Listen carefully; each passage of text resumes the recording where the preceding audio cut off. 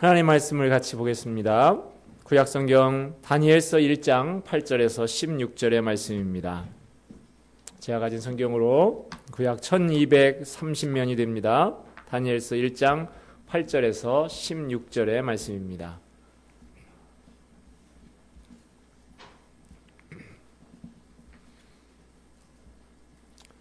다 찾으신 줄 알고 저와 여러분 한 절씩 교독하도록 하겠습니다. 다니엘은 뜻을 정하여 왕의 음식과 그가 마시는 포도주로 자기를 더럽히지 아니하리라 하고 자기를 더럽히지 아니하도록 환관장에게 구하니 환관장에게 은혜와 긍휼을 얻게 하신지라. 환관장이 다니엘에게 이르되 내가 내 주 왕을 두려워하노라. 그가 너희 먹을 것과 너희 마실 것을 지정하셨거늘 너희의 얼굴이 초췌하여 같은 또래의 소년들만 못한 것을 그가 보게 할 것이 무엇이냐. 그렇게 되면 너희 때문에 내 머리가 왕 앞에서 위태롭게 되리라 하니라. 환관장이 다니엘과 하나님과 다니엘이 말하되 청하오니 당신의 종들을 열흘 동안 시험하여 채식을 주어 먹게 하고 물을 주어 마시게 한 후에 당신 앞에서 우리의 얼굴과 왕의 음식을 먹는 소년들의 얼굴을 비교하여 모아서 당신이 보는 대로 종들에게 행하소서 하매 그가 그들의 말을 따라 열흘 동안 시험하더니 열흘 후에 그들의 얼굴이 더욱 아름답고 더욱 윤택하여 왕의 음식을 먹는 다른 소년들보다 더 좋아 보인지라. 같이 봅니다. 그리하여 감독하는 자가 그들에게 지정된 음식과 마실 포도주를 제하고 채식을 주니라. 아멘. 오늘 다니엘서 말씀을 읽었습니다. 다니엘서는 타락한 세상 가운데서 주님께 순종하면서 살고자 애쓰는 사람들에게 많은 통찰력을 제공해 주고 있습니다. 다니엘이 겪었던 상황은 오늘날 우리 그리스도인들이 겪고 있는 영적인 상황과 매우 유사한 면이 많이 있습니다. 오늘 본문의 상황을 좀 살펴보기를 원합니다. 유다가 바벨론 나라와의 전쟁에서 졌습니다. 많은 유대인들이 바벨론의 포로로 잡혀가게 됐습니다. 또 하나님의 성전에서 제사 드릴 때 사용되던 그 도구들이 바벨론의 신 마르둑 신의 신전 창고로 옮겨지는 슬픈 일이 발생하고 말았습니다. 어떻게 보면 전쟁에 패한 나라에게 당연한 일이 벌어진 것입니다. 별것 아니라고 생각할 수도 있어요. 그러나 이스라엘 민족에게 있어서 이것은 도저히 받아들이기 어려운 사건이었습니다. 유대인들은 자신들이 하나님의 특별하게 선택받은 민족, 선민이라고 생각했습니다. 다윗 왕조는 영원히 이어질 왕조다. 하나님이 내 위를 영원히 하겠다라고 약속하신 그 말씀, 그것이 어찌 깨질 수 있느냐 이렇게 생각을 했습니다. 무엇보다도 이 유대 민족들은 성전에 대해서 지극한 경외심을 갖고 있었습니다. 그 성전을 헌당할 때 하나님께서 구름 가운데 빽빽한 그 쉐키나의 구름 가운데서 임재하셨습니다. 성전의 제사, 이것은 하나님과 이스라엘 백성이 만나는 통로의 역할을 해주던 것입니다. 그 성전에 다가가기만 해도 이 사람들 두렵고 떨었습니다. 성전 기구 아무나 만질 수 있는 것이 아닙니다. 하나님께 제사하는 일밖에 다른 용도로는 절대로 쓰일 수 없는 제사장만 만질 수 있는 그런 도구들이었습니다. 그런데 저 바벨론의 이방인들이 와서 그들이 그렇게 소중히 여기는 성전을 무참히 짓밟고 제사 기구들을 이방신을 섬기는 그 창고에다가 함부로 처박는 일이 벌어지고 만 것입니다. 그런데도 하나님께서는 아무런 대응도 하지 않으셔요. 블레셋 사람들이 예전에 법궤를 빼앗아다가 다곤 신당에 두었을 때 어떤 일이 일어났습니까? 다음날 아침에 일어나 보니까 신당에 그 모가지가 댕강 부러지는 그런 일들이 벌어졌는데 지금 이 장면에서는 그런 비슷한 일들이 전혀 일어나지 않았다라고 하는 것입니다. 하나님께서 그저 아무 일이 없었다는 듯 침묵하고 계십니다. 거기다가 귀족의 자제들은 포로로 잡혀가서 그 땅의 사상과 언어를 배웁니다. 이름도 그 나라식으로 싹 바꿔버립니다.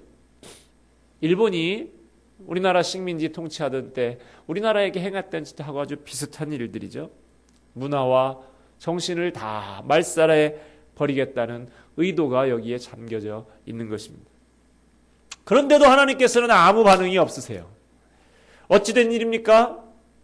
이스라엘 백성들은 말할 수 없는 고통에 빠지고 말았습니다.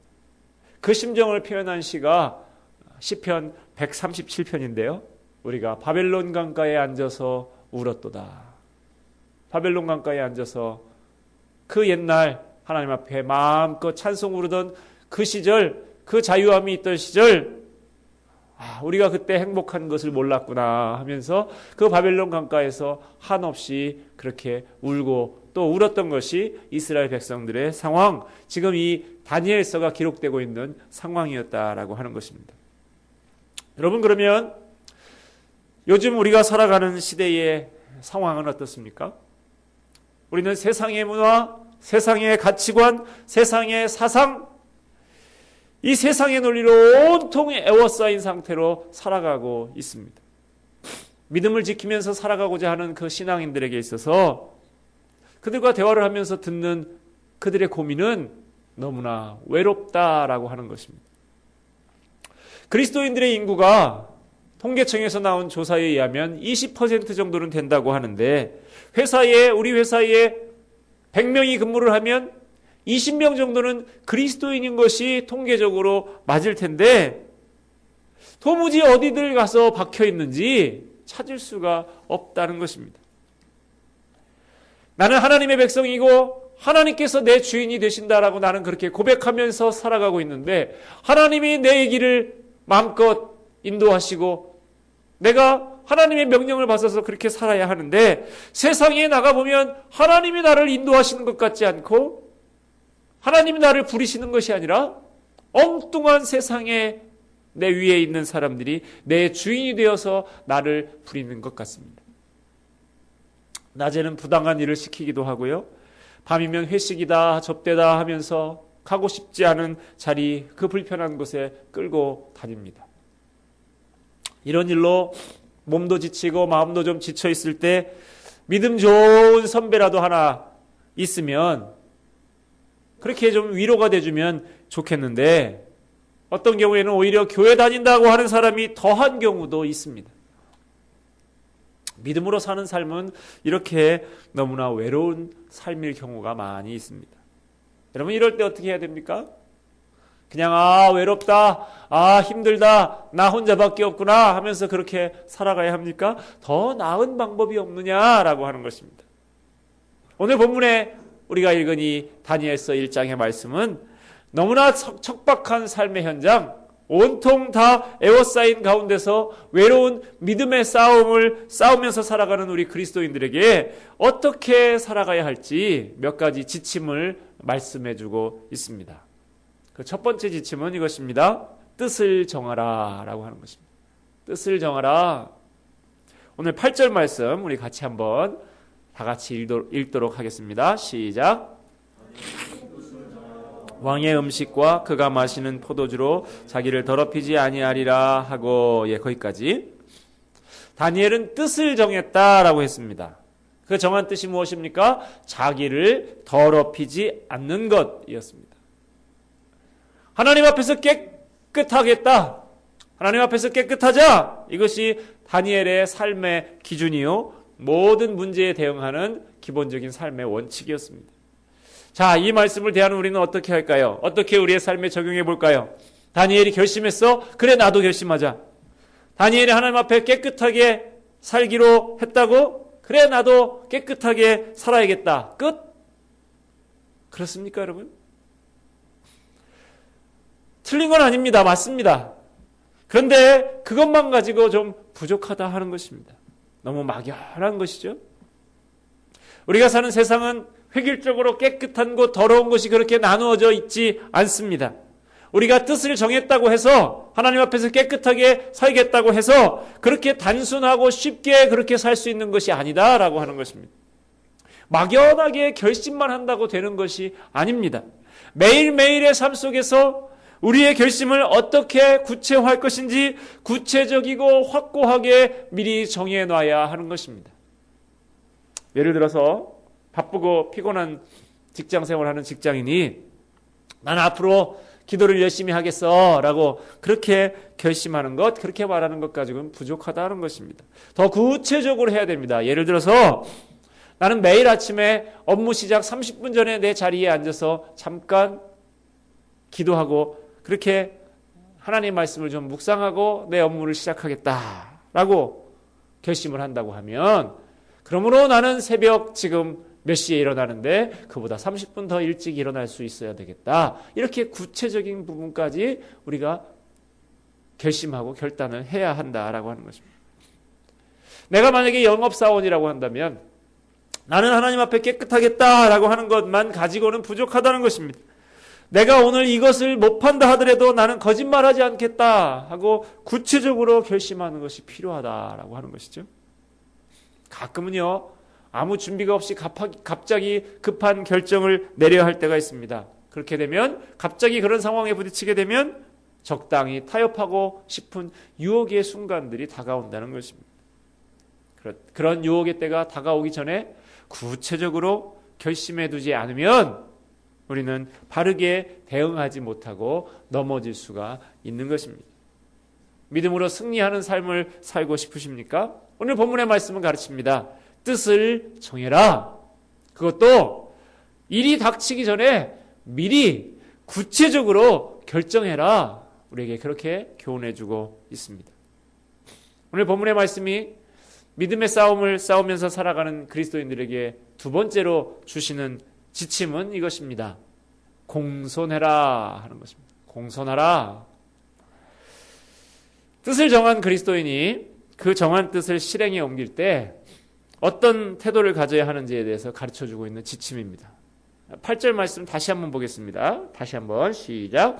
다니엘은 뜻을 정하여 왕의 음식과 그가 마시는 포도주로 자기를 더럽히지 아니하리라 하고 자기를 더럽히지 아니하도록 환관장에게 구하니.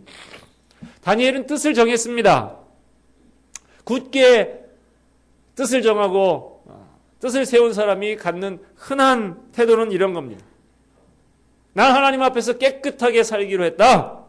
난 그렇게 결심한 사람이다. 그러니까 우상의 제단에 올랐던 음식물은 절대로 안 먹는다. 목에 칼이 들어와도 나는 절대로 안 먹으니까 그렇게 하라라. 뭐 이런 것이 흔히 하나님 앞에 결심을 세웠다라고 하는 사람이 갖는 태도입니다. 어떻습니까? 대단히 용감한 행동입니다. 의기가 충천합니다. 그러나 그런 태도가 반드시 적절하고 지혜로운 행동인 것은 아니다라는 것입니다. 다니엘은 그렇게 하지 않았습니다. 자신을 담당하는 그 관리 책임자에게 자초지종을 다 설명을 합니다. 그리고 그에게 뭐라고 말했다고요? 구했다라고 말합니다. 허락해달라고 공손하게 요청을 한 것입니다. 다니엘은 바르게 결단을 했습니다. 그뿐만 아니라 공손한 태도도 가지고 있었습니다. 우리 주변에 있는 몇몇 그리스도인들의 문제가 바로 이 부분에 있어요. 하나님 앞에 깨끗하게 살고자 노력하는 것까지는 좋습니다. 그런데 어쩌면 그렇게 뻣뻣하고 날카로운지 모르겠습니다. 올바르게 살고자 노력하는 것, 그것은 참 가상한데 도무지 무서워서 접근하기가 어려운 사람이 있습니다. 너무나 칼 같아서 곁에 가면 베일 것 같아요. 다니엘은 하나님을 의지하고 뜻을 정했습니다. 그렇지만 사람에게도 공손할 줄 아는 사람이었습니다. 사도행전 17장 16절 이하의 말씀에 가면 지금의 그리스, 아덴에 가서 복음을 전하는 바울의 경우를 볼 수가 있습니다. 가보니까 이 아테네 이곳에 온 성의 우상이 가득합니다. 그것을 보고 바울이 마음속에서부터 분개하는 모습이 드러나고 있습니다. 그러나 바울은 그 속의 마음들을 그대로 다 표출한 것이 아니었습니다. 끓어오르는 분이 있었지만 그것을 사귀고 뭐라고 말하고 있냐면 그들과 변론했다라고 말합니다. 차분하게 자신의 의사를 개진하고 그들의 이야기를 듣고 변론하는 방법을 통해서 복음을 증거하고자 했다라고 하는 것이죠. 베드로전서 3장 15절 말씀은 이렇게 가르치고 있습니다. 너희 속에 있는 소망에 관한 이유를 묻는 자에게는 대답할 것을 항상 준비하되 온유와 두려움으로 하라 라고 말씀하고 있습니다. 항상 대답할 것을 준비하는데 어떤 태도를 가져라? 온유한 마음, 두려워하는 마음을 가지고 믿지 아니하는 자에게 접근해라 라고 말합니다. 사무엘상 16장 7절의 말씀을 보면 내가 보는 것은 사람과 같지 아니하니 사람은 외모를 보거니와 나 여호와는 중심을 보느니라 라고 말합니다. 여러분, 하나님은 중심을 보세요. 그런데 사람은 뭘 본다고요? 사람이 뭘 봅니까? 외모를 본다고 그랬어요. 사람은 겉만 볼 수밖에 없어요. 중심을 볼 수 없습니다. 우리의 속마음을 다 알아줄 수가 없다라고 하는 것입니다. 믿지 않는 사람들, 하나님의 말씀을 모릅니다. 그런 사람들이 알아서 우리 그리스도인들의 마음을 이해해주고 우리를 배려해줄 걸로 생각하는 것, 그것은 착각이다라고 하는 것입니다. 그러니까 그들이 우리를 이해할 수 있도록 설득을 해야 하는 것이죠. 그러기 위해서 그들의 마음이 다치지 않도록 온유한 마음, 온화하고 친절하고 공손한 태도로 그들 가운데 다가갈 수 있어야 한다는 것입니다. 우리 신앙인이 옹고집이고 몰상식하고 안하무인한 사람이 되면 복음의 전파를 막고 사회적으로도 고립되는 삶을 살게 되는 것입니다. 내가 가진 태도는, 그런 뻣뻣한 태도는 생각하지 않고 나는 주님 때문에 고난당한다 라고 그렇게 생각만 하고 있어서는 곤란한 것입니다.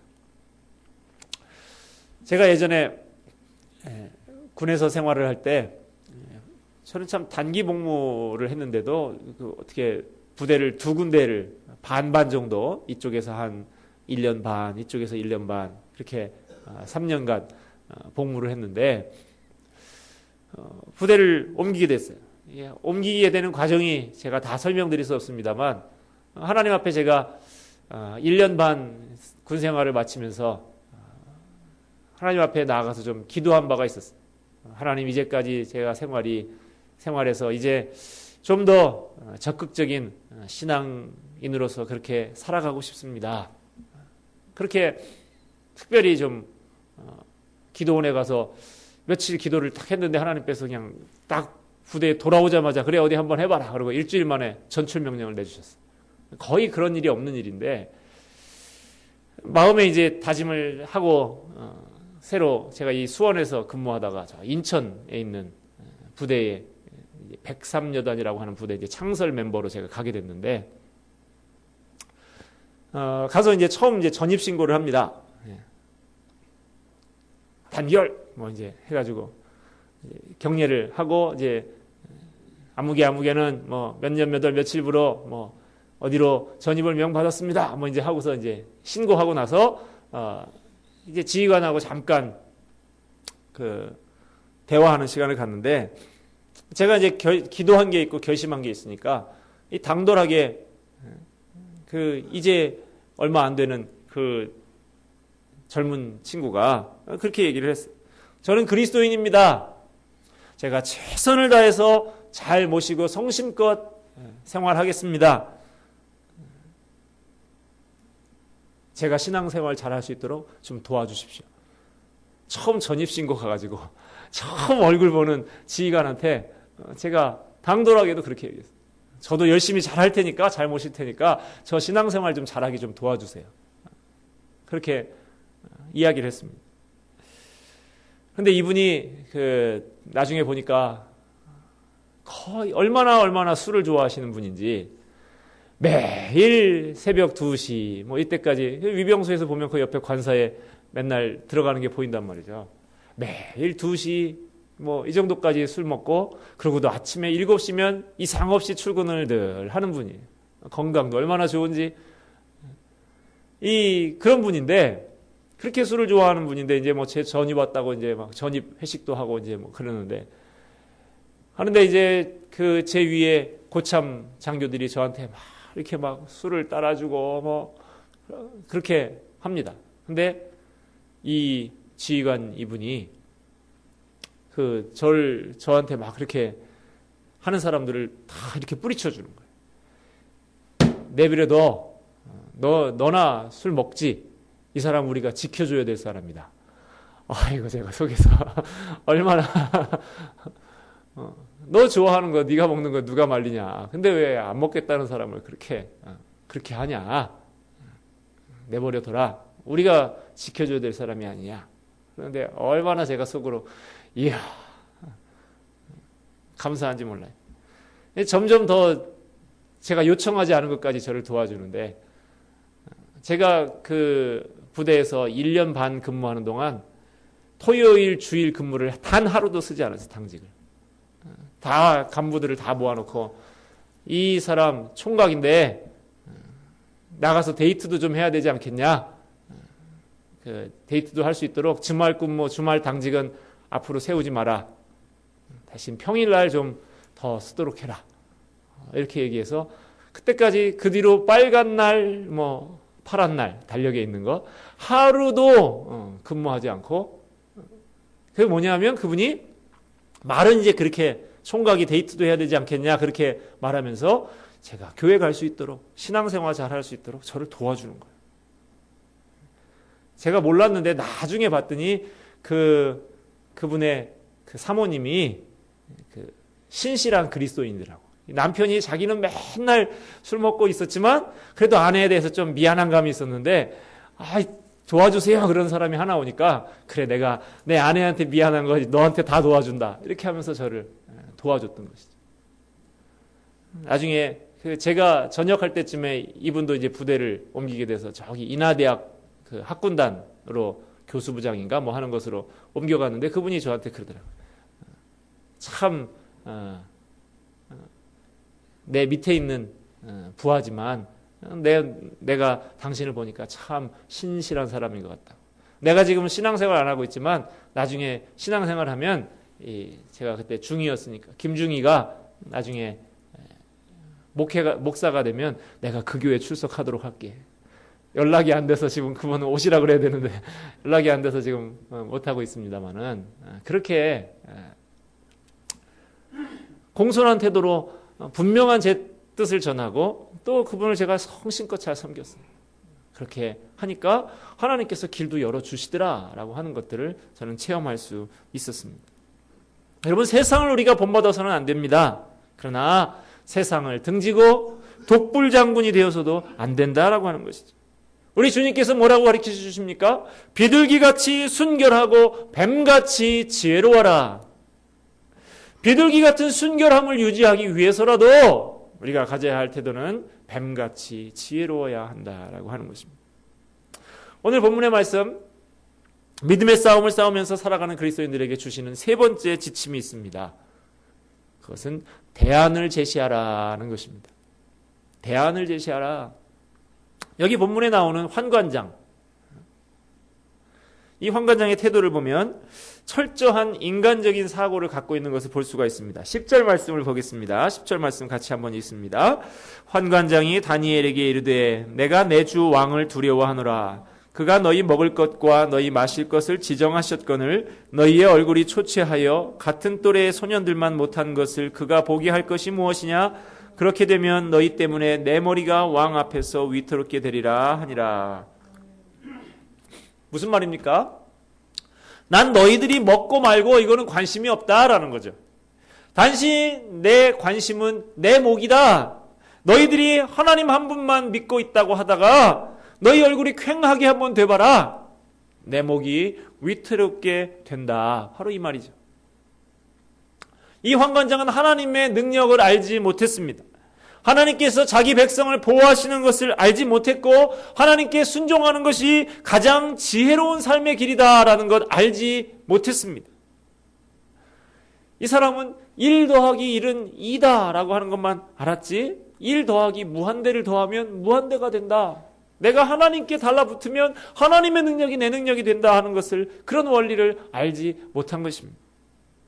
우리가 하나님의 편에 서기로 뜻을 정했을 때도 종종 이런 반응을 보이는 사람을 만나게 되는 것입니다. 때때로 이런 반응은 내 가족과 같은 사람, 나를 진정으로 아껴주는 사람한테서 나타나는 반응이기도 한 것입니다. 제가 중고등부를 지도를 오래 했습니다만 중고등부를 지도하다 보면 학부모님들 중에 교회를 나가는 것이 공부에 방해가 될까봐 주일날 집회 그 한두 시간 그 예배 드리는 것 가지고도 아이들을 닥달하고 교회를 못 가게 하고 그런 분들이 있어요. 학생이 결석을 해서 그래서 집으로 전화를 합니다. 어머니의 좀 날카로운 소리가 때로는 들려올 때도 있어요. 우리의 입시가 얼마나 남았다고 지금 교회를 가냐고, 다시 전화하지 마시라고, 이렇게 하는 분들이 있습니다. 시험 기간이 되면 예나 지금이나 중고등부의 출석률이 좀 떨어집니다. 그런데 저는 그분들에게 꼭 해드리고 싶은 말씀이 있어요. 잘 모르시는 게 있습니다.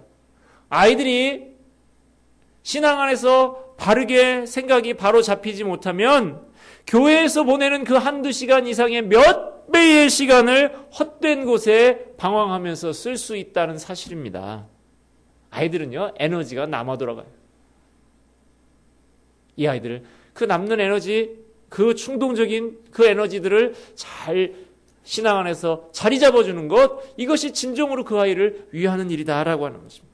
공부에 있어서 가장 중요한 것이 뭐냐? 제가 학습에 관한 책들도 수십 권을 읽었는데요.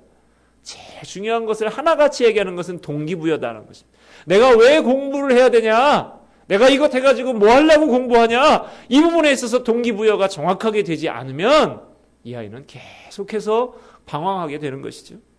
알만한 사람은 다 아는 것인데 엄마들이 몰라요. 다니엘은 자신의 신앙을 믿어주지 않는 이 감독관, 이 환관장에게 공손한 태도로 설득만 한 것은 아니었다는 것입니다. 이 다니엘이 택한 방법이 뭐냐? 대안을 제시하는 것이었습니다. 이렇게 해도, 제가 방금 들었던 예에 의하면 이렇게 해도 교회 나와도 공부 잘할 수 있어요 라고 말하는 것이죠.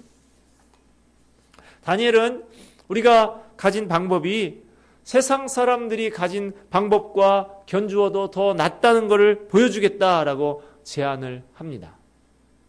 지난주에 제가 중고등부에 가서 중고등부에서 저하고 함께 좀 간담회를 하자 그래서 아이들이 질문하고 제가 대답도 하고 이런 시간을 가졌는데, 맨 끝에 제가 이런 얘기를 했어요. 내가 가르쳤던, 중고등부 때 가르쳤던 아이의 얘기를 하나 해주겠다고 하면서 이야기를 했는데, 뭐 방금 제가 들었던 이야기와 비슷한 이야기입니다. 여름에 이 아이는 그 음악을 공부하는 예고 다니는 아이, 성악하는 여자아이인데 덩치가 아주 크게 좀 소프라노가 될 만한 좋은 제목이 가지고 있는 친구예요. 근데 이 친구의 어머니가 찬양대도 하고 아주 열심히 교회에서도 잘 섬기는 분인데 여름 수련회 때 됐는데 안 보낸다 그러는 거예요.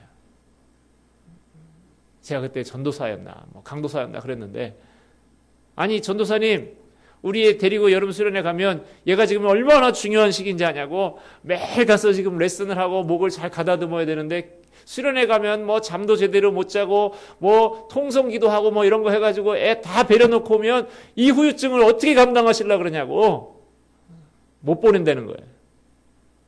그래서 제가 잠시 하나님께 지혜를 구하고 하나님께서 용기를 탁 주셔서 제가 어머니를 반 협박을 했어요. 집사님, 저 집사님 그렇게 안 봤는데 다시 보인다고 하면서 뭐라고 했냐면, 보내시고 안 보내시는 거는 뭐 어머니한테 달려있죠. 그러나 제가 분명하게 선언을 합니다. 이 딸 여름 수련회 안 보내면 제가 하나님 앞에 간절히 기도합니다. 반드시 떨어지게 해달라고. 이번에 보내면 제가 책임지고 날마다 이 아이를 위해서 기도하겠습니다. 하나님 합격시켜달라고. 왜냐? 이 자그마한 시험, 얘가 앞으로 적어도 60년 이상 살아나갈 그 인생에 얼마나 많은 시험들이 있을 텐데, 이 자그마한 시험에서 무너지고 신앙을 타협한다고 하면 이 인생길에 앞으로 어려운 시험 때마다 어떻게 살아가겠느냐. 그리고 많은 아이들이 이 선배를, 지금 고3 선배를 중고등부 아이들이 다 보고 있는데, 여기에서 고3 때 이렇게 수련회 다 빼먹고 가서 레슨 열심히 받더니 합격하더라, 그런 케이스를 만들면 난 앞으로 목회 못한다. 얘는 반드시 그렇게 되면 떨어져야 된다. 마음대로 하시라고. 제가 젊은 그 총각 전도사가 얼마나 담대하게 그렇게 해버렸는지 몰라요. 보냈겠습니까? 안 보냈겠습니까? 어쩔 수 있어요. 보내야지. 수련회를 데리고 가서 목이 쉬도록 기도도 열심히 하고 그랬어요. 자, 마지막에 이제 공은 저한테 넘어와 버렸잖아요. 제가 큰 소리는 빵 쳐놨으니 이제 정말 열심히 이 아이를 위해서 제가 기도했어요. 격려도 하고 기도하고 그렇게 했는데, 나중에 그때 처음으로 이제 가군, 나군, 다군 이런 거 시작하던 시절인데, 가군에서 예술종합학교 합격, 나군에서 연세대학교 합격, 다군에서 서울대학교 합격, 다 합격을 했어요. 발표가 다 난 날 그 부모님들이 저한테 먹을 거를 막 이렇게 싸가지고 와가지고 제 앞에서 무릎을 딱 꿇고 전도사님이 옳았습니다. 이 아이가 지금 합격한 것도 참 감사한 일이지만 그때 이 자그마한 시험에서 무너져 버렸다면, 적당히 타협하고 그렇게 갔다면 나중에 이보다 더 어려운 이 인생길에 살아갈 그 상황 가운데서 어떻게 이겨낼 수 있겠냐고. 그때마다 믿음의 길이 아니라 그때마다 세상적인 방법들을 택하지 않았겠냐. 확실한 믿음의 대안을 제시해 주셔서 너무 감사하다. 이 아이의 인생길에 큰 힘이 될 것이다. 이렇게 말씀하는 그 생각이 납니다. 얼마 전에 한 10여 년 만에 결혼식장에 갔다가 그 부부를 만났는데 어떻게 아이는 이제 어떻게 지나냐고 그랬더니 이태리로 대학 졸업하고 이태리로 유학을 갔다가 다시 지금 독일 가서 박사과정을 잘 하고 있다고, 그때의 그 목사님이 하셨던 말씀 지금 하나도 잊어버리지 않고 그렇게 신앙 안에서 잘 성장하고 있다고, 감사하다고 하는 이야기를 제가 들었습니다. 여러분, 신앙적인 방법으로 갈 수도 있습니다. 세상적인 방법으로 갈 수도 있습니다. 어느 쪽이 나은가? 지금 이 다니엘은 한번 시험해보자, 한번 붙어보자, 그렇게 대안을 제시하고 있는 것입니다. 당신들은 당신이 생각하는 방법밖에는 없다라고 생각할지 모르지만 우리에게는 그렇지 않은 또 다른 대안, 그것을 능가하는 다른 대안이 있다라고 하는 것을 제안하고 있는 것입니다. 저는 방금 지금 대안이라고 했지 모험이라고 하지 않았습니다. 도박이라고 하지 않았습니다. 남들이 다 하는 대로 흘러 가지 않고 대안을 제시하려면 뭐가 필요합니까? 필연적으로 거기에 따르는 희생과 고통이 따르게 되는 것입니다. 다니엘과 세 친구는 이 이후로 기름진 음식이라고는 전혀 맛볼 수가 없는 그런 희생을 감내했던 것입니다. 제가 앞에서 군에서의 경험을 얘기를 했었습니다만, 그 전에 옮기기 전에 저 수원 광교 신도시 옆에 있는 그 부대에 제가 근무할 때, 그때는 그렇게 지휘관의 배려를 받지 못했어요. 그래서 제가 제 주변에 있는 그 동료 소대장들, 이 사람들한테 제가 대안을 제시했어요. 자, 내가 좀 주일에 나가서 교회도 좀 가야 되고 섬기기도 좀 해야 되겠는데, 제가 주일학교도 섬기고 그랬거든요. 해야겠는데 나한테 주일을 좀 양보해라. 주일날 너희들이 다 당직 서라. 그 대신 내가 얼마 전 같은 이런 설날 같은 명절 4일 연속 나 집에 안 가도 된다. 내가 다 근무 쓸게. 빨간 날, 현충일, 어린이날, 제헌절, 광복절 내가 다 쓸게. 주일은 너희들이 좀 돌아가면서 해줘라. 가만히 생각해 보니까 그렇게 나쁘지 않은 제안이거든요.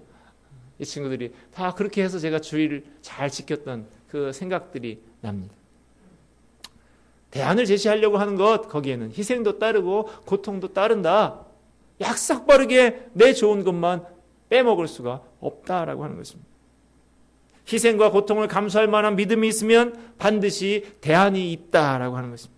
세상의 방식에 끌려가지만 말고 내가 의사결정에 먼저 주도권을 쥐고 영향력을 행사하고 대안을 제시할 수 있는 그리스도인들이 되시기를 바랍니다.